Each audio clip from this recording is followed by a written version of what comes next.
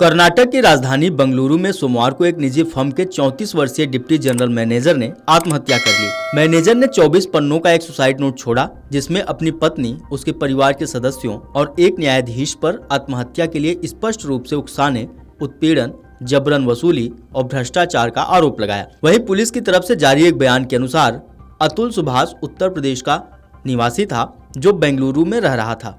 Police ने कहा कि होयसला पुलिस कंट्रोल रूम को सोमवार सुबह 6 बजे बंगलुरु के मंजूनाथ लेआउट के डेल्फिनियम रेसिडेंसी में एक फ्लैट में आत्महत्या के बारे में कॉल आया। पुलिस के बयान में आगे कहा गया है कि जब पुलिस उस जगह की तलाशी लेने गई तो फ्लैट अंदर से बंद था और ताला टूटा हुआ था, जिसके बाद वो अंदर गए और अतुल को नायलॉन की रस्सी के सहारे छत के पंखे से लटका हुआ देखा। पुलिस ने कहा कि पहुंचने पर वह मृतक पाया गया। वहीं अपने सुसाइड नोट में सुभाष ने न्याय की गुहार लगाते हुए 24 पन्नों के नोट के हर एक पन्ने पर न्याय मिलना चाहिए लिखा है। अपनी पत्नी और उसके परिवार के सदस्यों के साथ सुभाष ने उत्तर प्रदेश के जौनपुर में एक प्रमुख पारिवारिक न्यायालय के न्यायाधीश और न्यायालय के एक अधिकारी पर भी न्यायाधीश के सामने रिश्वत लेने का आरोप लगाया। सुभाष ने आगे उन घटनाओं का जिक्र किया जिसकी वजह से वो ऐसा कदम उठाने के लिए प्रेरित हुआ।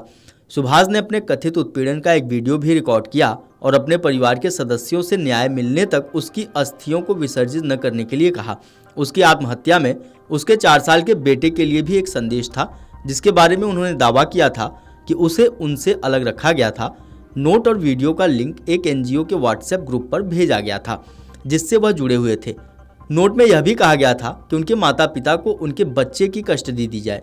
अतुल सुभाष ने अपने सुसाइड नोट में बताया कि उनकी पत्नी और उनके परिवार ने उस पर हत्या, यौन दुराचार, पैसे के लिए उत्पीड़न, घरेलू हिंसा और दहेज समेत 9 मामले दर्ज किए हैं। वहीं पुलिस की तरफ से मृतक के भाई को पूरी वारदात की जानकारी दी गई, जिसने बाद में सुभाष की पत्नी, उसकी सास, उसके साले और उसकी पत्नी के चाचा के खिलाफ शिकायत दर्ज कराई, जिसमें आरोप लगाया गया था कि उन्होंने सुभाष के खिलाफ झूठी शिकायत दर्ज कराई और समझौते के लिए 3 करोड़ रुपए मांगे, जिससे उनका मानसिक और शारीरिक उत्पीड़न हुआ, जिसके बाद उसने आत्महत्या का कदम उठाया। पुलिस ने बताया कि बाद में बीएनएस अधिनियम के तहत मामला दर्ज किया गया और जांच चल रही है। सुनिए मृतक के भाई ने क्या बताया।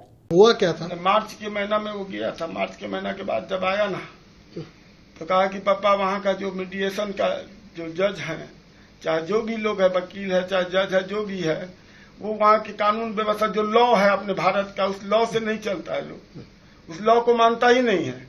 जो ये बता रहा था कि इस धारा में ये लॉ होना चाहिए, तो वो उसको हाई कोर्ट के, सुप्रीम कोर्ट के लॉ को भी नहीं मानता था। क्या बोले थे आपके बेटा आपको? उनको हो क्या रहा था? उनको कुछ नहीं। उनको तो 40 बार बेंगलोर, कम से कम 40 बार गया होगा बेंगलोर से जौनपुर, और बने इतनी धारा उस पर, एक खत्म हो जाता था केस तो दूसरा लगा देती थी। इस बात के कारण जो है तो भीतर से फ्रस्ट्रेट था, लेकिन हम लोग को महसूस नहीं होने दिया कि क्या है नहीं है।